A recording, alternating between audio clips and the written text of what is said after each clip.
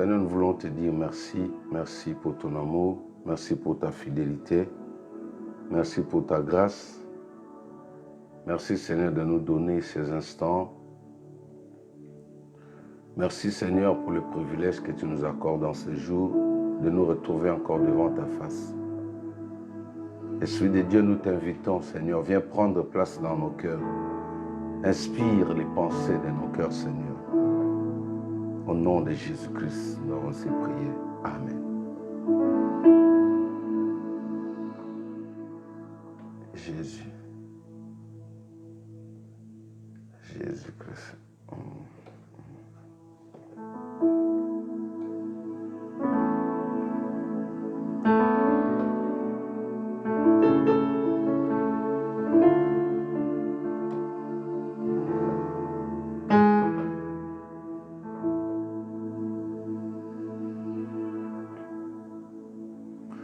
Je vais chanter un chant d'amour pour mon Sauveur, pour toi Jésus.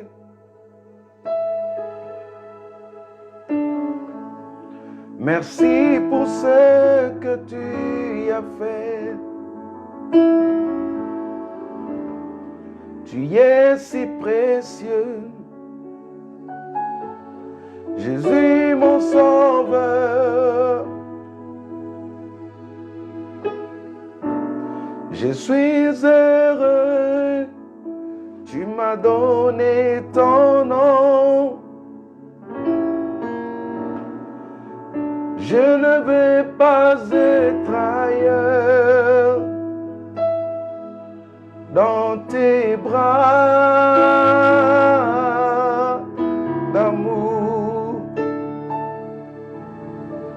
dans tes bras d'amour, dans tes bras d'amour.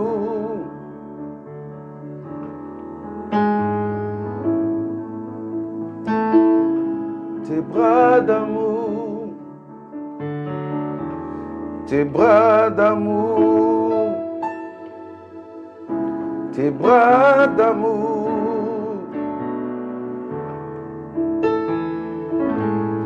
Je suis. Alléluia.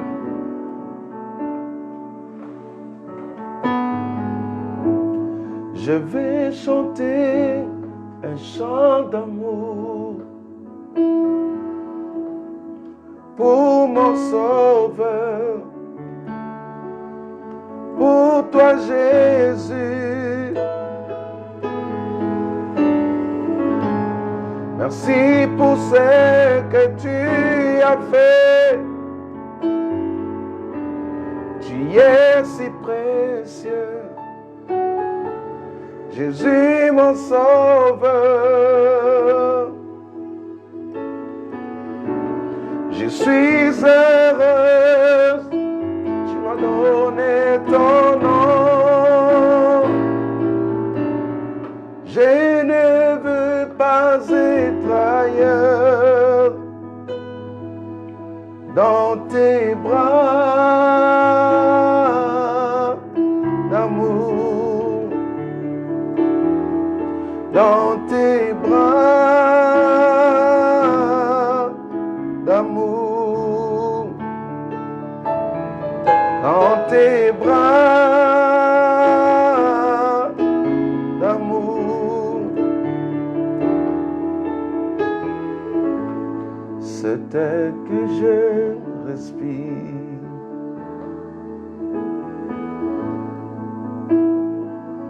C'est air que je respire,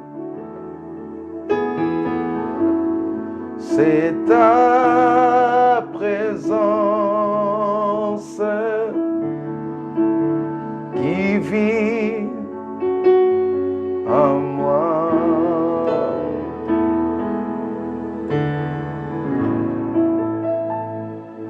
Ce pain de chaque jour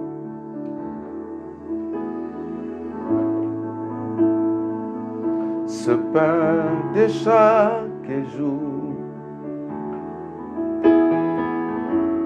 C'est ta parole donnée pour moi. Et moi,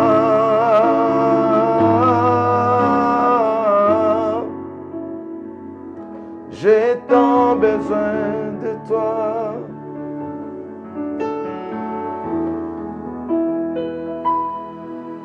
Et moi,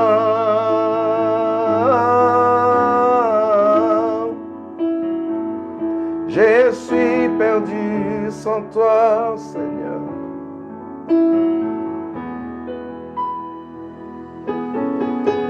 Et moi,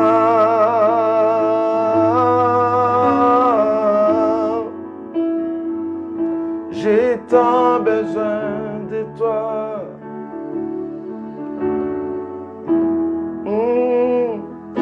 J'ai tant besoin de toi, Seigneur. J'ai tant besoin de toi.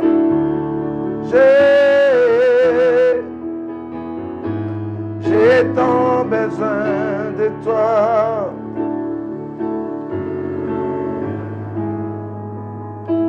J'ai tant besoin de toi.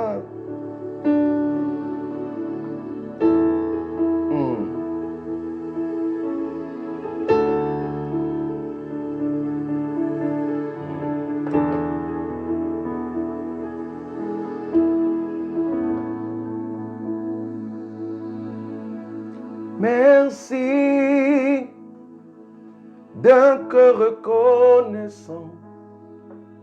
Merci au Seigneur 3 fois saint. Merci car il a donné Jésus-Christ, son Fils. Maintenant que le faible dit, je suis fort. Que le pauvre dit, je suis riche. Dieu a fait de grandes choses pour nous. Merci. Rendez-vous, c'est Yamama Brosendarabaji. Yekerebo Sindaira Mama Shandelebo Sandaraba. Yerebo Senderebo Seya Mama Guria Basanda. Anderebo Seya Raba Senderebo Keya Baba. Inderebo Saya Mama Shenderebo Sanda. Manderebo Senderebo Saya Baba. Nous disons merci pour tout ce que tu nous donnes. Nous disons merci. Oh, oh, oh, oh. Merci. Jésus, tu mérites la gloire. Tu mérites l'honneur. Tu mérites les acclamations. Laisse que la gloire te revienne, toi seul. Que la gloire te revienne, toi seul. Alléluia. Seigneur, nous élevons ton nom. Alléluia. Nous élevons ton nom plus haut. Nous élevons ton nom plus haut. Nous élevons ton nom plus haut, comme une bannière dans les cieux.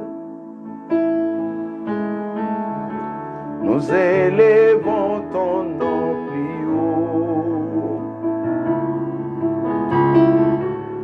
Nous élevons ton nom plus haut. Nous élevons ton nom plus haut, comme une bannière dans les cieux. Nous élevons ton nom plus haut. Nous élevons ton nom plus haut, plus haut, plus haut. Nous élevons ton nom plus haut, comme une bannière dans les cieux. C'est terrible ça. Alléluia. Magnifique, excellent, glorieux. Jésus-Christ, notre Seigneur et Sauveur. Nous te disons merci. Gloire à Dieu. Amen, amen.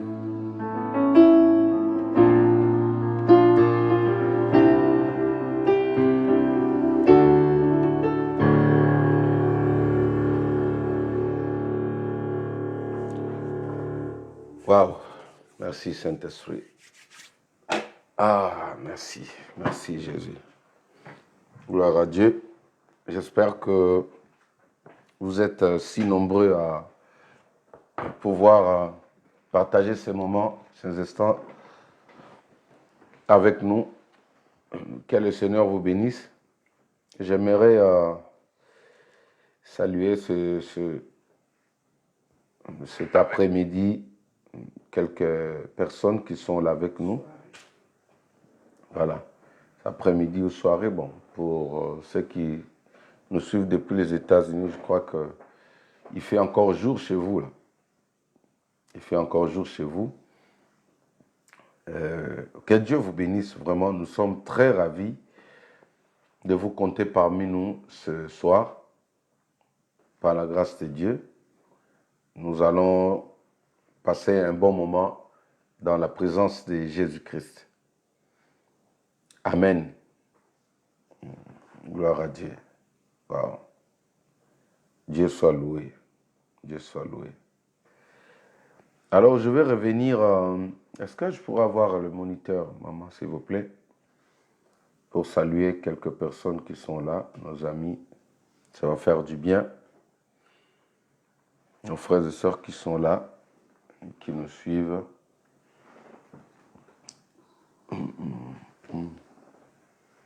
Alors, veuillez partager. Veuillez partager. Envoyer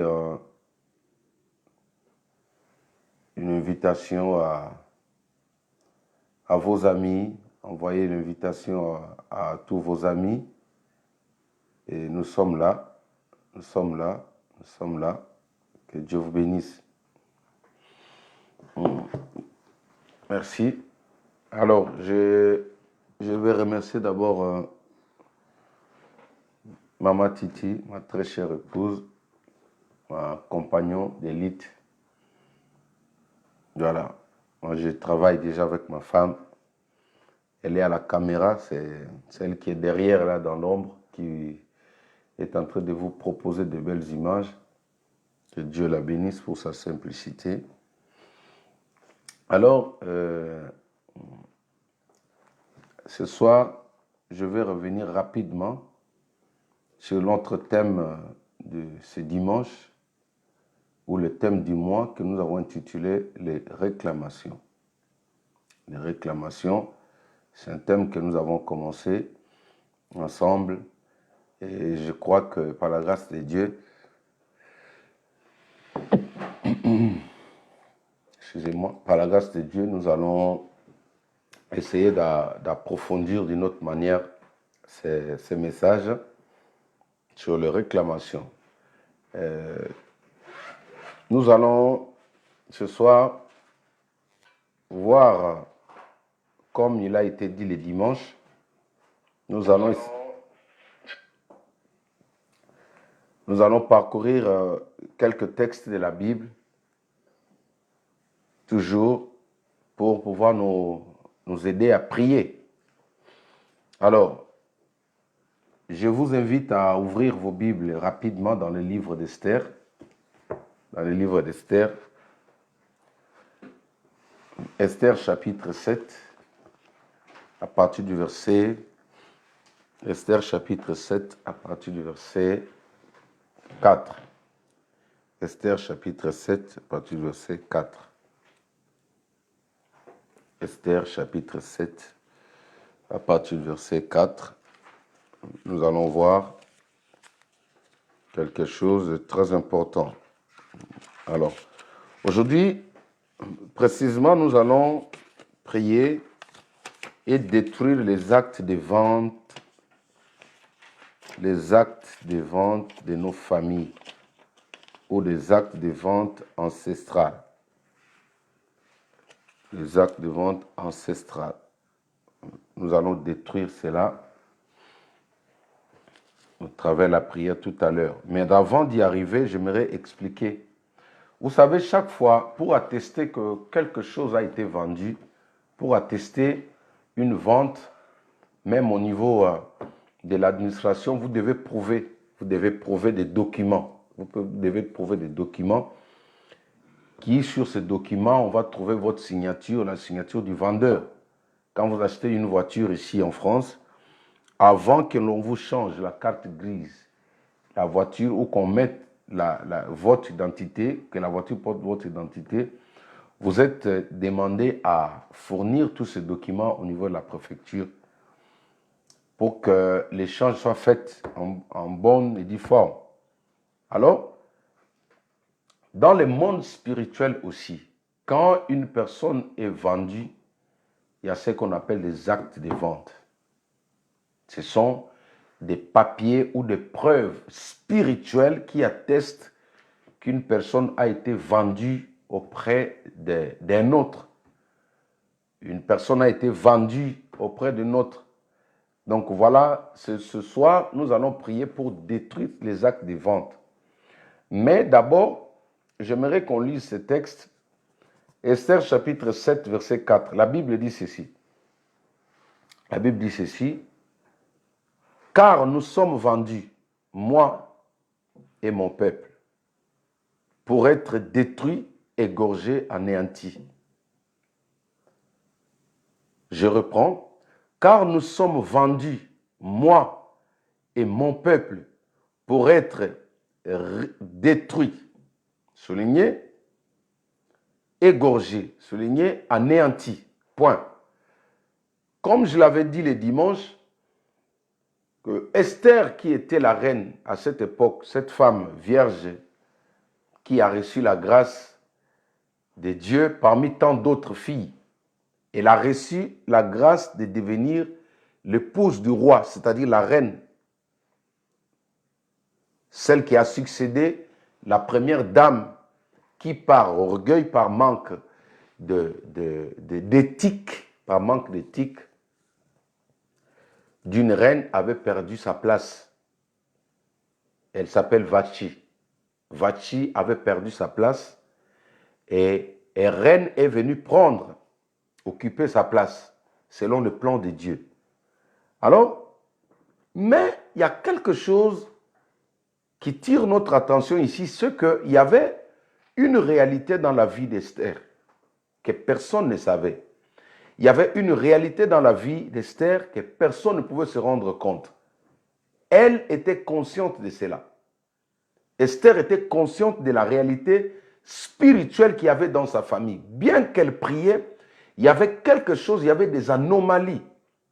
Elle dit, nous avons été, nous sommes vendus, moi et mon peuple, pour être détruits, égorgés, anéantis. Chers amis, j'aimerais attaquer directement le fond du message. Est-ce que vous savez qu'aujourd'hui, il y a des personnes bien qu'étant dans l'église, il y a des personnes bien qu'étant dans les services, dans le ministère, il y a des personnes qui servent Dieu 24 heures sur 24, mais qui ont encore la peau de l'esclave, qui sont encore soumis à être détruits, à être égorgés, à être anéantis. Ça, ce sont des choses qui passent souvent dans l'aspect spirituel. Nous avons ici Esther qui représente l'Église actuelle que nous sommes. Esther représente les enfants de Dieu, nés de nouveau. Chers amis, le fait que nous sommes en Christ,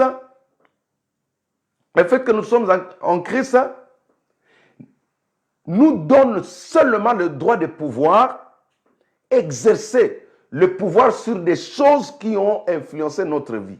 J'essaie d'expliquer autrement. C'est-à-dire, le fait pour nous, quand nous sommes en Christ, le Christ Jésus nous donne maintenant le pouvoir d'agir au-dessus de ceux qui nous contrôlaient autrefois. Quand nous venons en Christ, le combat de l'enfance est toujours là. Le combat de la famille est toujours là. Mais que fait Jésus dans la vie d'un enfant de Dieu? Que fait Jésus dans la vie d'un chrétien? Que fait Jésus dans la vie d'un croyant? Jésus vous donne la capacité, ou Jésus vous rend capable de pouvoir triompher sur les influences qui ont existé ou qui ont conduit votre vie pendant longtemps. Regardez, c'était une fille qui craignait Dieu. Le premier critère avec Esther, elle était vierge. Elle était vierge. Or, la virginité, comme nous avons dit dans la Bible, fait allusion à la crainte de Dieu, fait allusion à la sanctification, fait allusion à la consécration. C'était quelqu'un, une fille qui s'est donnée, qui s'est préservée pour être utile à Dieu. Voyez? Mais cela n'a pas exclu le fait qu'elle soit vendue par sa famille. Ma soeur, parfois, c'est la situation que vous êtes en train de connaître aujourd'hui. C'est pourquoi vous êtes dans la foi, vous êtes à l'église, mais vous voyez toujours, vous voyez que votre vie n'avance pas, vous voyez que votre situation est toujours précaire. Pourquoi? Parce que quelque part, il y a une personne, il y a quelqu'un qui a signé un acte de vente au nom de la famille. Dans chaque famille, surtout nos familles, bon, je ne dirais pas seulement la famille africaine. Vous voyez? Vous savez que dans le monde actuel, il y a des personnes aujourd'hui qui sont conscients de leur état de malheur. Voilà. Il y a des personnes qui sont conscients qu'il est malheureux. Mais une telle personne, qu'est-ce qu'il va faire? Qu'est-ce qui va lui rester? Il est prêt à tout faire. Il est prêt à tout sacrifier. Il y a des personnes comme ça. Parce qu'on lui a informé. Quelqu'un lui a dit que toi, tu as été destiné à être pauvre dans ta vie. Mais si la personne est maintenant, comme on avait dit, si la personne est habitée par la convoitise, si la personne n'est pas sûre de lui, si la personne ne croit plus que Dieu l'avait créé pour une destinée meilleure, vous voyez, cette personne-là est à mesure, il peut vendre toute sa famille. C'est pourquoi Esther dit ici, car nous sommes vendus, moi et mon peuple. Et il faut savoir, quand un membre de votre famille applique ces méthodes, ose vendre la famille, ça a toujours eu des conséquences, des destructions, des vies, égorger les vies et l'anéantissement. Vous voyez? Elle dit qu'elles étaient vendues pour être détruites. C'est pourquoi tu vois certaines vies n'avancent pas. Certaines vies sont standards, certaines vies sont anéanties. Une vision que vous avez a été détruite comme ça. Vous avez une vision en Afrique, avant de venir en Europe, la vision était là. Vous vous disiez toujours non. Dès que j'arrive en Europe, moi je serai ça, je vais faire ça. Moi j'envisage ça, je rêve ça. Mais depuis que tu es arrivé en Europe là, cette vision-là est partie. Tu sais pourquoi? Parce que tu as été vendu par quelqu'un. Vendu pourquoi? Pour être détruit, pour être anéanti, pour être égorgé. Mais ce soir, nous allons détruire ces condamnations au nom de Jésus-Christ de Nazareth. Tu sais pourquoi tu as du mal à avoir la main de Dieu dans ta vie? Est-ce que tu sais pourquoi ta situation ne marche pas? Mais il y a quelqu'un qui a vendu. Il y a quelqu'un qui a vendu la famille. Il y a des familles vendues comme ça. Et quand tu regardes la famille, tu te dis que, mais je ne sais pas comment expliquer. Tu regardes toute la famille, les personnes, il n'y a personne qui bouge. Il n'y a personne qui monte. Ils sont tous pareils. Et souvent, quand c'est l'ennemi qui est derrière ces choses comme ça, il va tout faire pour aveugler les gens de la famille. Les gens vont se contenter de la médiocrité. Faites attention. Quand dans une famille, vous vous contentez de la médiocrité, vous pensez que c'est ça votre destin. Vous pensez que c'est ça votre avenir. Vous pensez que c'est ça le projet de Dieu sur vous. Là, il y a un danger qui guette. Il y a des personnes comme ça, qui pour eux pensent que la pauvreté, c'est ça leur vie. C'est-à-dire Dieu les a envoyés sur la terre pour être pauvres. Dieu les a placés sur terre pour être toujours derrière les autres. Dieu les a placés sur terre pour être toujours les commandeurs. Ma soeur, vous savez, dans la vie, mon frère, il y a un temps où tu dépends des autres et il y a un temps où c'est toi aussi qui aides les autres. Un enfant de Dieu ne peut pas rester toujours en position de demande. Non. Il faut qu'un jour tu puisses occuper d'autres fonctions dans la vie. Face à la famille, face à vos amis, face à votre entourage. Que vous devenez, que tu deviennes aussi utile. Alléluia. Je rends grâce à Dieu. Je bénis Dieu. Ma soeur, je me tais de dire les noms. Vous savez, quand tu pries pour les gens et que tu vois des personnes qui étaient inutiles commencer à devenir des solutions, vraiment c'est une grande joie. Ah, c'est comme Paul est en train de vanter Onésime dans la Bible. Hein, quand vous lisez dans le livre de Jude plutôt, Paul est en train de vanter Onésime.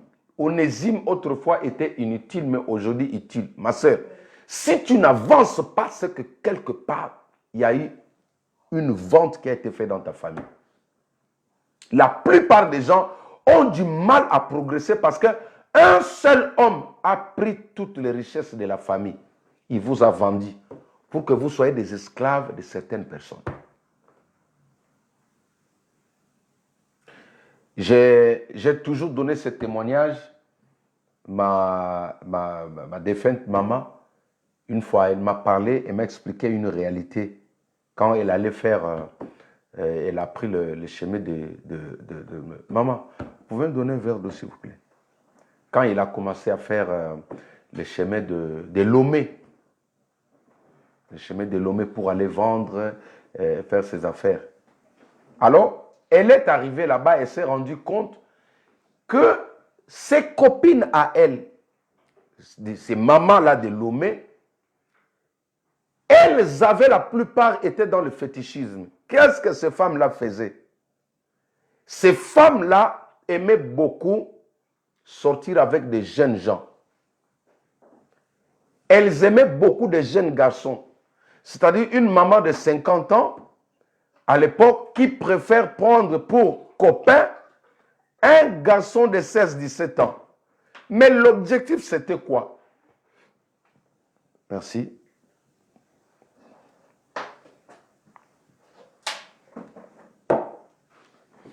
Excusez-moi.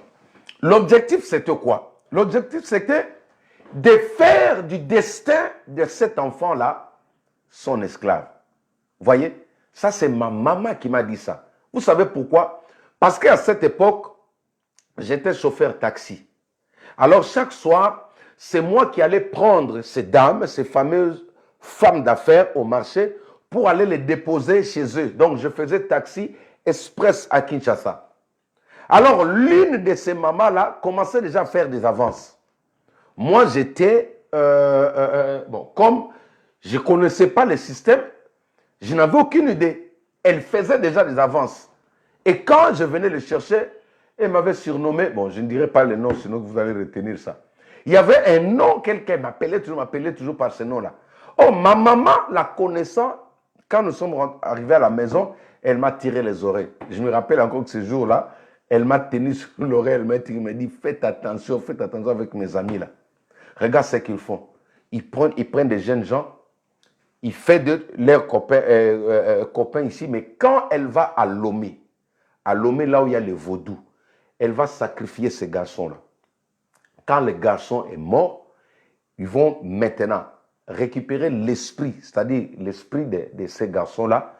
Ils vont faire de l'esprit de ces garçons-là un esclave. Vous voyez, les garçons deviendront esclaves de cette femme-là. Vous verrez que cette femme-là a un magasin dans la capitale. Ce sont des mamans qui vendent des boubous, des pains, des histoires un peu luxueuses. Mais c'est le garçon qui l'a sacrifié, c'est son copain, ce petit garçon qui l'a sacrifié, qui est en train de travailler, qui devient comme un serpent sous son fauteuil là, qui attire la clientèle. Chers amis, quand ma maman m'a dit ça, j'avais de la chair de poule. Vous voyez? Il y a des ventes qui se font aujourd'hui. Ici, Esther dit que moi et ma famille, moi et mon peuple, moi et mes frères, moi et mes sœurs avons été vendus pour servir d'esclaves. Est-ce que dans ta famille, il n'y a pas de choses pareilles? Pourquoi dans ta famille, les gens n'avancent pas? Pourquoi dans ta famille, il n'y a qu'un seul homme riche? Pourquoi dans ta famille, il n'y a qu'une seule personne? Chers amis, ce n'est pas de la jalousie, non. Ce n'est pas d'une convoitise. Ce n'est pas manque d'acceptation, non. Mais il y a quelque chose qui est anormal. Écoutez, si dans une famille, vous êtes 10 personnes, il n'y a qu'une seule personne, c'est-à-dire vous tous, vous dépendez d'une seule personne, ça c'est suspect. Ah, je vous dis, vous pouvez le prendre comme vous voulez. Ça c'est suspect. Ce n'est pas normal. Vous savez, la bénédiction de l'Éternel doivent enfanter autour d'elle d'autres petites, voilà, comment je peux appeler ça? Hein? Un homme qui est béni par Dieu doit enfanter des riches. On ne donne que ce qu'on a. Comment des années, il n'y a qu'un seul homme riche dans la famille. À part lui, tous les autres sont des pauvres. Non, ça c'est suspect. Oui. Même pas son propre fils. Pour ne pas parler des frères. Même pas son propre fils.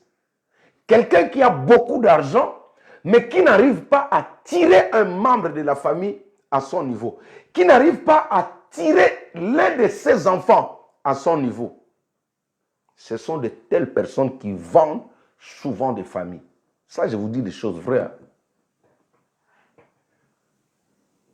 Je vous dis des choses vraies. Esther s'est rendu compte. Qu'est-ce qui a poussé Esther d'aller prier? Qu'est-ce qui a poussé Esther d'aller chercher la face de Dieu? Qu'est-ce qui a poussé Esther d'aller voir le roi? Mais c'est parce qu'elle s'est rendue compte que non. Elles ont été vendues bien des temps passés. Mais alors, ces réclamations-là, ces actes de vente-là, criaient toujours, bien qu'elle est partie dans le palais royal. Mais pour le monde des ténèbres, elle était vendue, elle était esclave. C'est pourquoi tu vois, aujourd'hui, dans notre génération, même en France ici, beaucoup de gens n'avancent pas.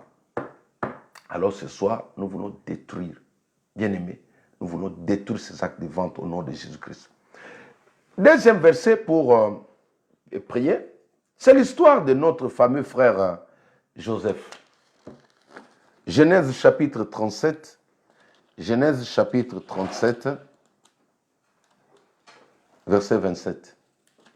Passez-moi le moniteur, s'il vous plaît, maman. Non, laissez, je vais utiliser là.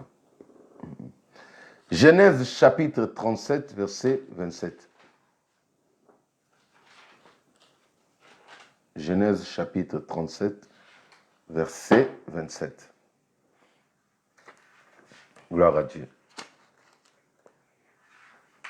Chapitre 37, verset 27. Gloire à Dieu. Le Seigneur est bon. Alors, nous avons ici, comme je venais de le dire, nous avons ici un homme qui va être vendu par ses propres frères, des mêmes pères, même mère. Ça, c'est l'histoire de notre confrère Joseph. Joseph est vendu par ses frères, c'est-à-dire que sa famille l'a vendu. chers amis, vous savez qu'il y a des personnes, quand on enseigne des choses comme ça, il y a des personnes qui pensent que les pasteurs sont là pour diviser les familles. On ne divise pas la famille. Pourquoi diviser votre famille? Qu'est-ce que nous allons gagner? Mais Jésus-Christ est venu pour séparer. Ah oui? Quand Jésus dit, je suis venu pour diviser, pour séparer, le père avec le fils, la mère avec sa fille. Vous savez, il explique dans l'angle spirituel. C'est-à-dire, Jésus veut être sûr que quand la personne que vous êtes en train d'asservir va comprendre que c'est toi qui es la source de son malheur, vous allez vous séparer, ma soeur. Si moi, aujourd'hui, je me rends compte que ma souffrance là, elle tire son origine d'un frère ou d'un cousin, mais nous allons nous séparer, ce n'est pas un péché. Comme je vous ai dit, la séparation est biblique, c'est la division qui est mauvaise. Pourquoi Abraham va préférer se séparer avec son neveu Lot? Parfois dans la vie, si là où l'atmosphère n'est pas bonne, retire-toi. Quand tu n'es pas aimé, retire-toi. Regardez ici, il est vendu par ses propres frères. Ceux qui disent que non, les pasteurs divisent. Non, on ne divise pas. Regardez, il y a des réalités ici. Il y a des réalités. Il a été vendu par ses propres frères. Ce sont ses frères qui l'ont vendu. Pas les gars de l'église, mais sa famille. Alors aujourd'hui, par la grâce de Dieu, le Saint-Esprit dévoile des choses comme ça.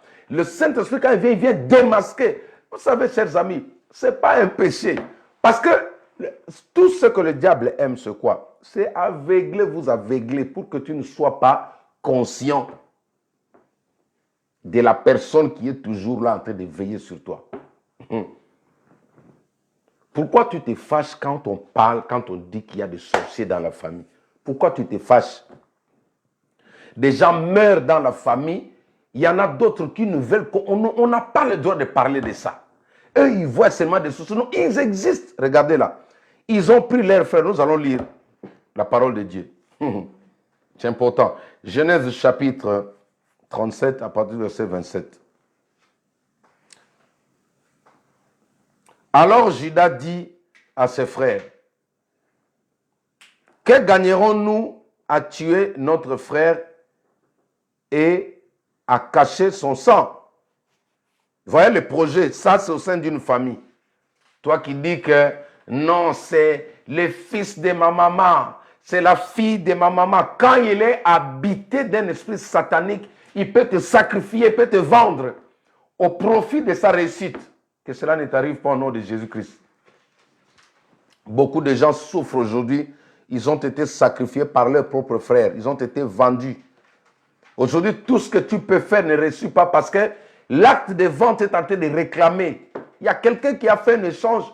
Il a pris quelque chose et il t'a sacrifié, il t'a vendu. Ça existe. Que gagnerons-nous? Donc, toute la famille qui se dispute, qu'est-ce qu'ils vont recevoir après avoir vendu leur frère? Il y a des familles comme ça, ils peuvent se mettre ensemble. Quand ils comprennent que c'est toi qui as le toile, ils peuvent tous se mettre d'accord pour sacrifier l'un dans la famille afin que la famille soit sauvée.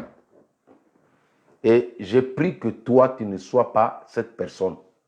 Toi, tu ne mourras pas au nom de la famille, jamais. Il ne faut pas accepter ça. Il ne faut pas accepter ça. Que gagnerons-nous? Donc, toi, pour gagner, tu dois vendre quelqu'un. Toi, pour devenir riche, tu dois vendre un membre de la famille. Toi, pour devenir riche, tu dois vendre ton père, tu dois vendre ton cousin, tu dois vendre ton neveu, tu dois vendre ta femme. Il y en a qui ont vendu leurs parents. Que gagnerons-nous? Autrement dit, s'il vend un membre de sa famille, il doit gagner quelque chose. Tu vas échouer lamentablement au nom de Jésus-Christ. Celui qui a pris ton nom, il a donné à l'ennemi, il va échouer lamentablement au nom de Jésus-Christ. Écoute, celui qui se sert de ton étoile là, cette année ici, il sera détruit au nom de Jésus-Christ. Personne ne va avancer parce qu'il t'a enterré ou il a pris ton nom, il a mis quelque part. Cette année ici, ton Dieu va se lever, va te justifier au nom de Jésus-Christ. Ah oui. Que gagnerons-nous? Donc, les autres travaillent. Toi, tu veux vendre le destin de ton frère pour devenir riche. Tu ne mourras pas au nom de Jésus-Christ. Tout ça, ça fait l'objet de réclamations. C'est pourquoi tu n'avances pas. Parce qu'il y a quelqu'un, regarde, la famille. Il n'est pas content quand il te voit en vie. Tu sais pourquoi? Parfois, la nuit, on lui demande, mais toi, on t'a donné la richesse, mais où est la personne que tu nous avais donnée? Et il fait tout pour que toi, il te crée le problème parce qu'il n'est pas content quand il te voit en vie. Non, c'est lui qui partira à ta place au nom de Jésus-Christ. Que gagnerons-nous à tuer notre frère? Bon? Donc, quand vous tuez le frère, vous gagnez. Il a caché son sang. Venez, vendons-le aux Ismaélites. Aux Ismaélites. Aux Ismaélites. Nos frères, la descendance d'Ismaël, le grand frère d'Isaac. Celui qui est né avec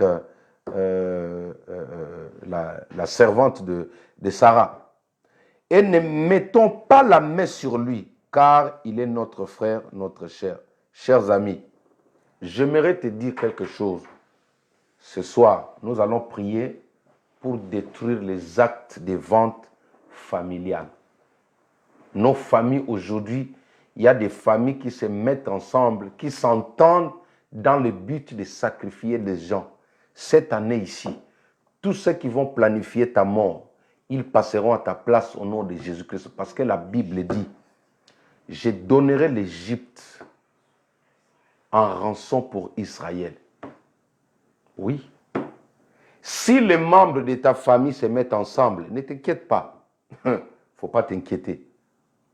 Tous ceux-là qui vont vendre, qui vont se dire que non, on a beaucoup souffert, il faut qu'on donne une personne. Le diable est comme ça. Quand il vient visiter une famille, il va venir comme ça, il va vous dire, bon écoutez, moi je peux résoudre votre problème, mais donnez-moi une personne.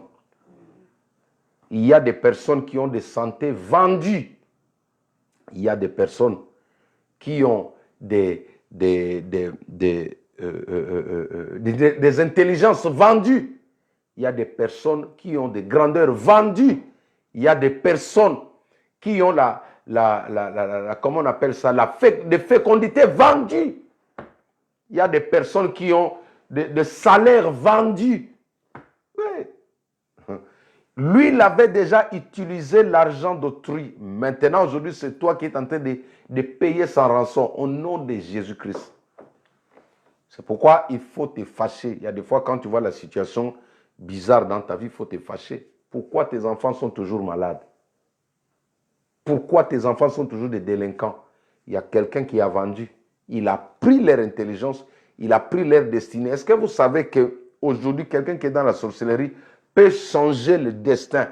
Il peut prendre ce qui est dans ton fils, il met dans son fils. Il prend ce qui était là-bas, il remet dans ton fils. Ah oui? Excusez-moi. Oui. Un parent qui n'a pas les yeux spirituels ouverts, il peut connaître des situations comme ça. Alors, ma soeur, nous voulons prier. La Bible dit que le Fils de l'homme est venu pour détruire toutes les œuvres du diable. Je vais prier maintenant pour finir notre temps d'exhortation. Je vais prier pour anéantir, pour détruire tout le plan que le diable a fait sur toi ou contre toi. Nous allons le paralyser maintenant au nom de Jésus-Christ. Si quelqu'un vous a vendu dans la famille, si votre papa vous a vendu, si votre oncle vous a vendu, si votre soeur vous a vendu, aujourd'hui c'est fini. Jésus-Christ est venu pour vous sortir de là. Écoutez, bien qu'ils l'ont vendu, mais quand son Dieu s'est levé, ils n'ont pas pu lui ôter la vie. C'est pourquoi je déclare que toi, tu ne mourras pas. La personne qui est tentée de faire des démarches pour te vendre là, il sera surpris de te voir encore vivant. J'ai suivi le témoignage d'un homme qui a été vendu par son frère comme ça. Cette personne-là est revenue à la vie, son frère ne savait pas. Son frère est un grand commerçant. C'est un témoignage qui circule un peu sur les réseaux sociaux. Alors, un jour, il prend le téléphone pour appeler son frère. Quand il appelle son frère dit non, ça ne peut pas être toi. Toi, tu es déjà mort. Il dit c'est moi. Il dit non, toi, tu es déjà mort. Moi-même, j'étais là le jour de ton enterrement, tu es déjà mort, ça ne peut pas être toi. C'est un témoignage qui est sur les réseaux sociaux. Ma soeur, celui qui pense que toi tu vas mourir, c'est lui qui prend ta place au nom de Jésus-Christ. Garde les yeux fermés, je vais prier maintenant au nom de Jésus-Christ. Alléluia. Père, au nom de Jésus-Christ, je viens prier maintenant par le pouvoir, l'autorité que tu m'as donnée. Je viens annuler, Seigneur. La Bible déclare que Jésus-Christ, par son sang, il a effacé tous les actes qui nous condamnaient, tous les actes de vente qui nous condamnaient dans nos familles, tous les actes de vente qui nous condamnaient, Seigneur, qui condamnaient nos enfants, qui condamnaient notre destinée, qui condamnaient notre destin, le destin de mon frère, le destin de nos enfants, Père. Je viens annuler cela au nom puissant de Jésus-Christ de Nazareth. Je détruis maintenant, je paralyse tout le plan du diable. Tout acte de vente qui a été signé par un membre de ma famille, un membre de ta famille, par un ami, par un cousin, par un collègue, par une connaissance, par quelqu'un que vous avez connu dans votre parcours. Je prends le sang de Jésus, je viens annuler cet acte et je le déclare nul et sans effet au nom de Jésus-Christ. Ton nom disparaît. Partout où tu as été vendu, ton nom disparaît maintenant. Je remplace le nom de la personne qui t'avait vendu au nom de Jésus-Christ de Nazareth. Seigneur, je prie maintenant que ta gloire se répande. Restaure maintenant, Seigneur. Redonne la vie. Redonne la vie maintenant, mon frère. Redonne la vie à ma soeur. Seigneur, tout celui que l'ennemi, que les sorciers ont vendu quelque chose dans leur vie, je viens les libérer de cet emprisonnement au nom de Jésus-Christ de Nazareth. Au nom de Jésus-Christ de Nazareth. Au nom puissant de Jésus-Christ de Nazareth. Seigneur, je bénis toutes les personnes qui me suivent. Je bénis tous les frères et sœurs. Je bénis mon église. Je bénis tous les hommes de Dieu. Je bénis tous les collègues. Je bénis tous ceux qui suivront ces messages en différé, Seigneur. Laisse que ta gloire se répande encore, Seigneur. Je recommande cette nuit entre tes saintes mains. Que cette nuit nous soit favorable, Seigneur. Loin de nous tout ce qui n'est pas de toi. Je repousse loin de nous toute attaque, toute oppression satanique démoniaque qui peut venir du nord, de l'est, de l'ouest, du sud. Je déclare maintenant retour à l'expéditeur au nom de Jésus-Christ de Nazareth. Et j'annule les plans du diable dans ta vie. Je déclare nul et sans effet. Nous te rendons toute la gloire car tu mérites d'être élevé. Toi le seul Seigneur, celui qui nous a sauvés, celui qui nous a donné la vie. Par le nom majestueux, excellent, glorieux de Jésus-Christ, notre Seigneur et Sauveur, nous t'avons ainsi prié. Amen. Gloire à Dieu. Que mon Dieu vous bénisse abondamment. Demeurez bénis. Passez une très bonne soirée et je vous donne rendez-vous demain à 4 heures par la grâce de Dieu. Ciao, ciao.